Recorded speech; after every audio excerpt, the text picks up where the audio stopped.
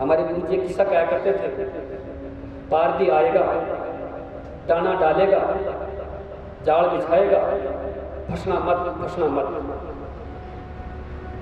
ये किस मैटर में था? एक शिष्य था जो वो एक किसी परिवार में चोरी चारी करता था, गुरु जी के चढ़ गया। उसकी आदत थी चोरी करना,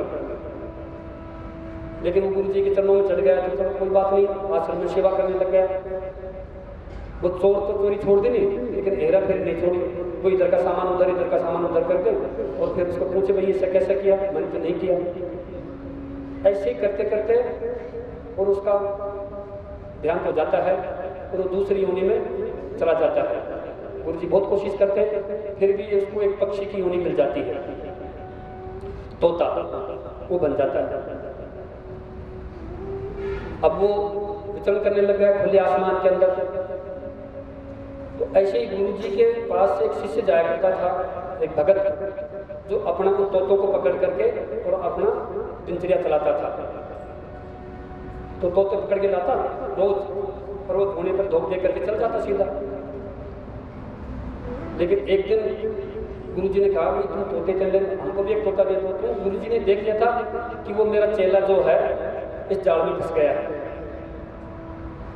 तो भाई कितनी कीमत है? मैंने कहा गुरु महाराज ये आपकी दया है, आपकी कृपा से लाता हूँ, आप तो वैसे ले लो।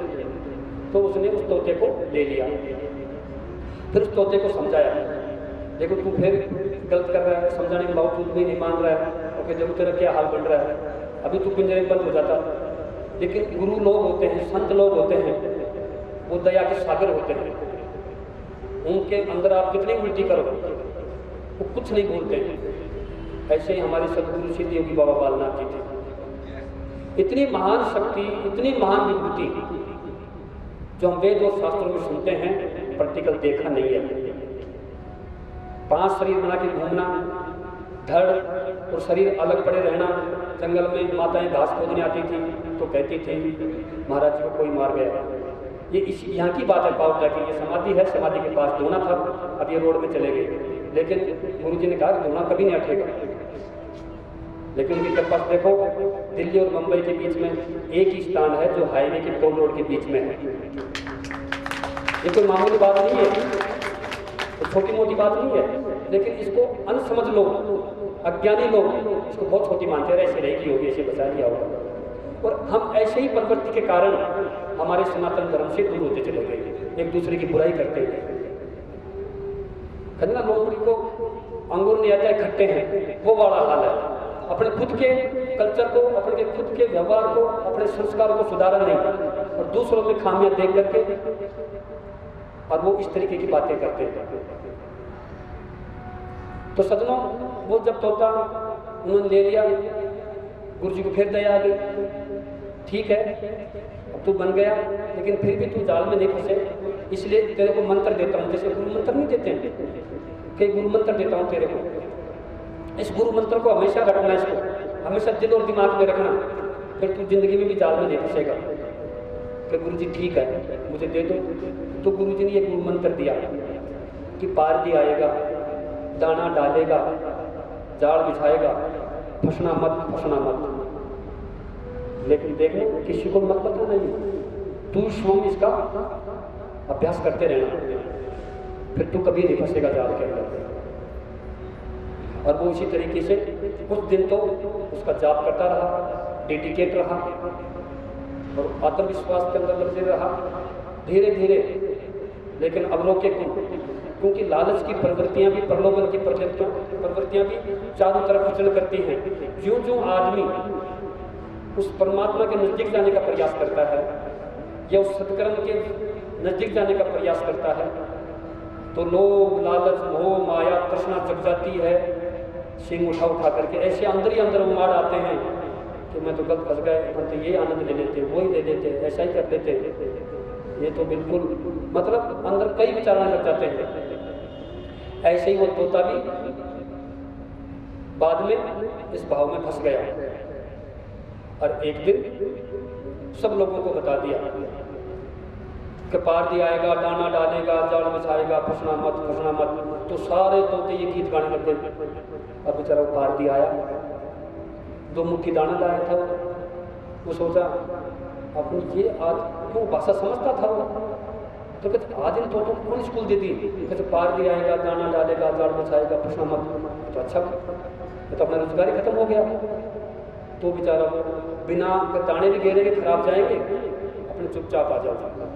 वो चुपचाप आ गए और फिर गुरु महाराज के धोने पर जाके बैठ गए कि आज तो मेरी खोटी होगी, रोजी रोटी मेरे को प्राप्त नहीं हुई है। तो गुरु महाराज आए तो देखे बेटा कैसे बैठे उदास, तो महाराज जी पता नहीं, आज तो तोतों को पता नहीं कौन स्कूल दे दी, और वो सब ऐसे कह रहे हैं पार भी आएगा, दाना डालेगा, जाड़ बिछाएगा, फंसना मत, फंसना मत। तो गुरु जी ने कहा भाई खुद कर दिया उस चेले ने, कहा तो खुद के लिए था और देखो क्या क्या कर लिया। कहते बेटा कोई बात नहीं है, जो गरजते हैं ना वो बरसते नहीं है, जो बकबक करते हैं ना, सारा दिन बोलने में व्याख्याओं में रहते हैं, वो कुछ नहीं कर पाते जिंदगी में लाइफ में। आप तो जाइए और दाना डालिए और अपना जाड़ बिछाइए। गुरु जी का जैसे वो हिम्मत करके गया, उसने बिछा दिया। तो धुन तो थी नहीं, ज्ञान तो था नहीं किसी को भी, आखिर क्या है क्या नहीं है, बस वो तो वैसे गीत गा रहे थे। तो सारे तोते टूट पड़े उस पर, जाड़ के ऊपर दाना चुगने के लिए, और उसके भाव में उससे भी नींद आ गया, तो वो भी कूद गया और वो सारे जाड़ में फंस गए। और उस जाड़ को लेकर के तो गुरु महाराज आपकी कृपा होगी, तो वो टाई टाई कर रहा था। तो उसको कहा भाई हमें भी एक दे दे, कि महाराज जी आप 1 लो, 2 लो, 4 लो, 5 लो, ये सब आपकी देन है। कहने भैया मुझे तो एक ही चाहिए। तो उस तोते को वापस लिया। कहते मैंने तेरे को कितना समझाया था, तेरे को जी मनुष्य योनि में समझाया था, इस पक्षी योनि में तेरे को समझाया, लेकिन तू बात नहीं आ रहा। लेकिन गुरुदेव दयालु होते हैं, फिर कृपा कर देते हैं। फिर उसकी कृपा करी, उसको मोक्ष किया, और ऐसी व्यवस्था चलती आ रही है लोगों के अंदर। हमारे जीवन शैली में, हमारे व्यवहार में ये चीजें चल रही हैं, तो ये सब पार भी घूम रहे हैं। अब बुरा मत मानना, मैं इनकी कोई बुराई नहीं कर रहा हूँ, लेकिन ये हमारा प्रोटेक्शन है, गुरुओं की एक मंत्र है ये गुरुओं का। और हमारे गुरु जी बार बार इस चीज को कहते थे